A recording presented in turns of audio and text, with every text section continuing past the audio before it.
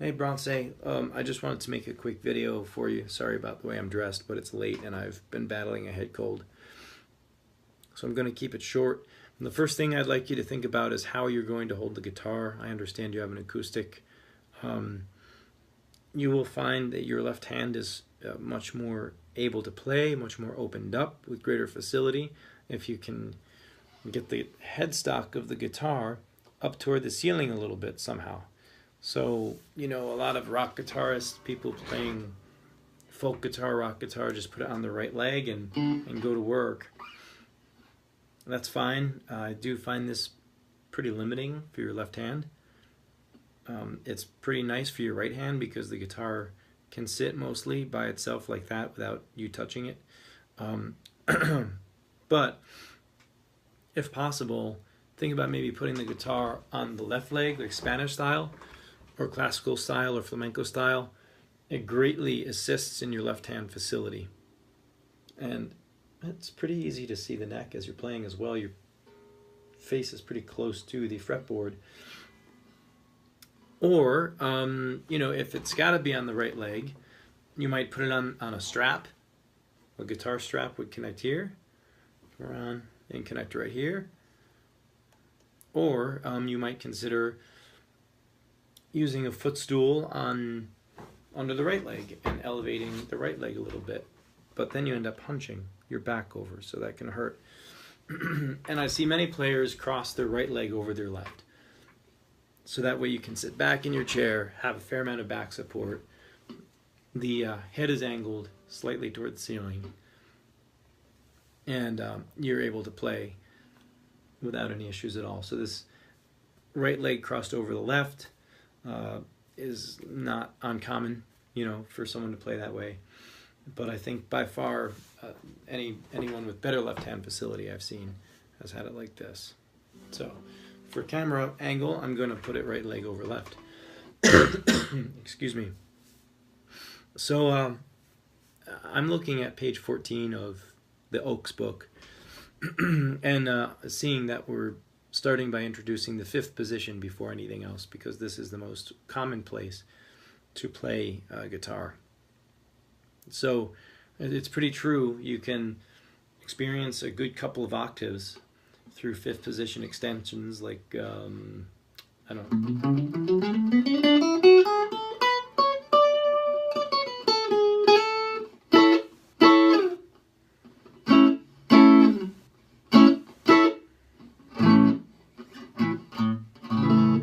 So when we take this fifth position, we have a nice range of like lower notes here and higher notes here. When we extend that fifth position, a little bit of a stretch to fret 10. So it's a great place to start learning the guitar. So to warm up, what I'd like you to try to do is a chromatic scale.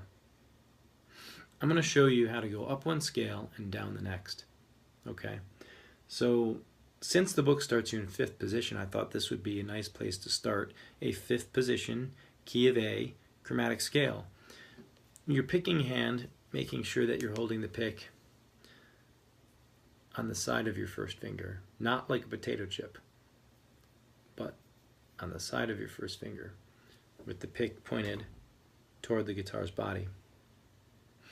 You're going to put your first finger on the fifth fret of the thickest string, string 6. So we have string 6 down to string 1.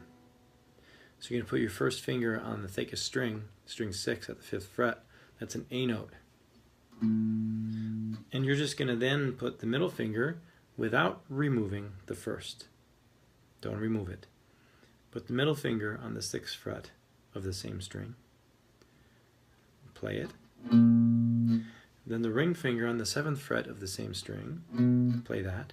And then the pinky on the 8th fret of the same string. And play that. I'm doing this to demonstrate the fret. Do not really remove your fingers from the neck.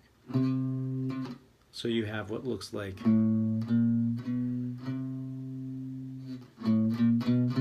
Do the best you can to prevent flyaway fingers. Flyaway fingers go.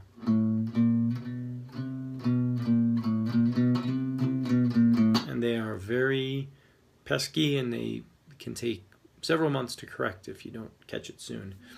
Your right hand, the picking hand, is picking through the string and resting on the string below. This is an exaggerated pick movement on purpose. We won't really play that way, okay? But for this chromatic exercise, I want you to try that. Play through the string you're playing and rest on the string below, so that you have a movement like this. 6th string, fret 5, fret 6, fret 7, fret 8.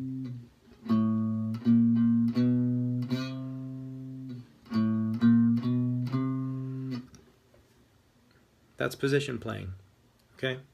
After you've played fret 8 with your pinky, you're going to slide your pinky to fret 9, like this. It's natural at that point to have to lift these fingers a little bit.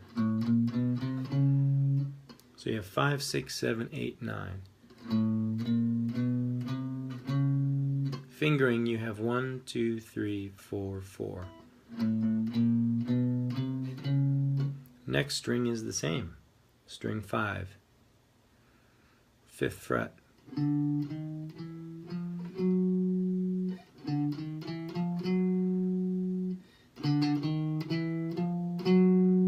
Next string, 4th string, 5th fret. 5, 6, 7, 8, 9. Next string, 3rd fret. 3rd string, 5th fret.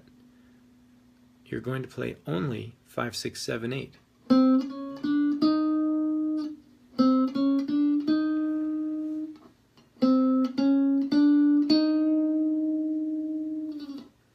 String 2, we're going to play our usual again, 5, 6, 7, 8, 9.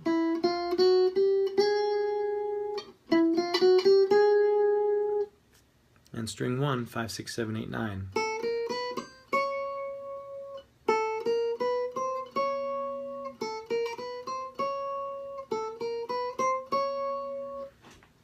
Okay, all together then, starting on the 5th fret of the low E string, we have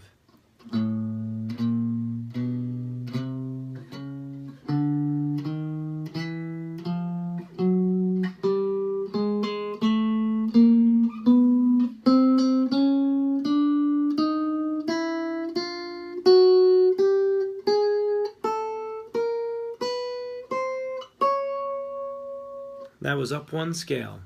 The A chromatic. Again, ready, play.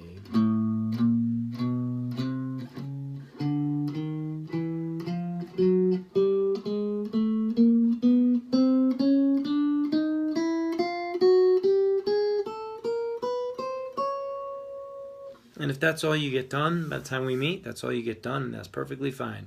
Using all down strokes with your picking hand. Making sure that pick is being held between the side of your first finger and your thumb.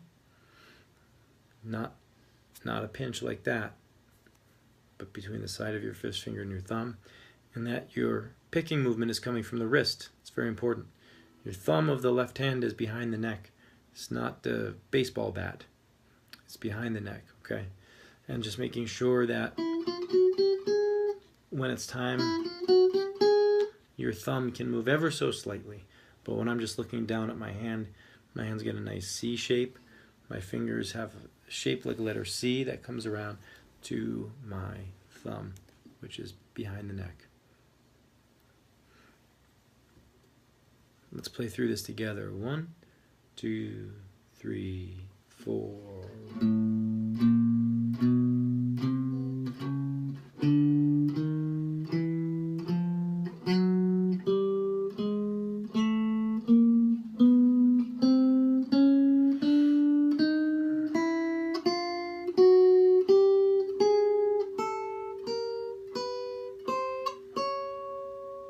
If you have that mastered, here's a more challenging tempo for you. 1, 2, 3, 4.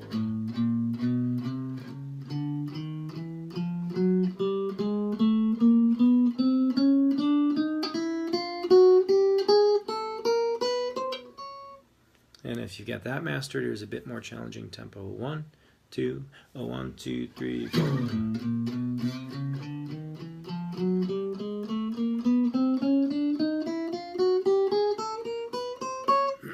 And if that's easy, then we've got a 1, 2, a 1, 2, 3, 4.